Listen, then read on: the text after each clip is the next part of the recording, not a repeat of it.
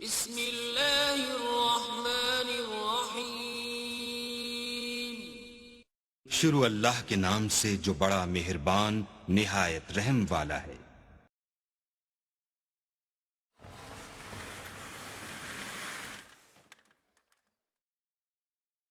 कराची का निकरंदा आहिनि, पूरी सिंध में वेंदा आहिनि। हर मिसकीन अबोज ग़रीब लाचार माण्हू वटि पहुचंदा आहिनि ऐं उनजी ख़िदमत कंदा आहिनि।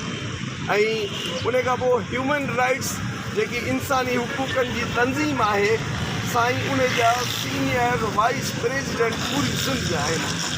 साईं शेख अब्दुल्ला कोहस्तानी साहब जंहिंजो नालो ई काफ़ी आहे।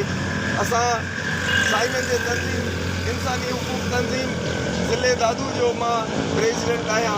तव्हांजो भाउ मुमताज़ अली मोहम्मद इन में जेको साईं वारनि सां गॾु आहियूं।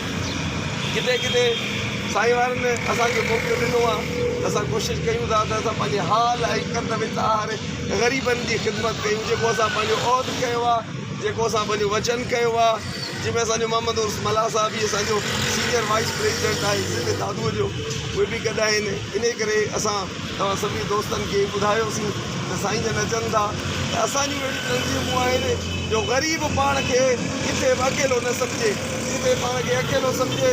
अब्दुल्ला कोहस्तानी साहब खे या ह्यूमन राइट्स खे आवाज़ु ॾींदो त असां तव्हां सां उन हर घड़ीअ में ॾुख में उन ग़रीब सां गॾु हूंदासीं।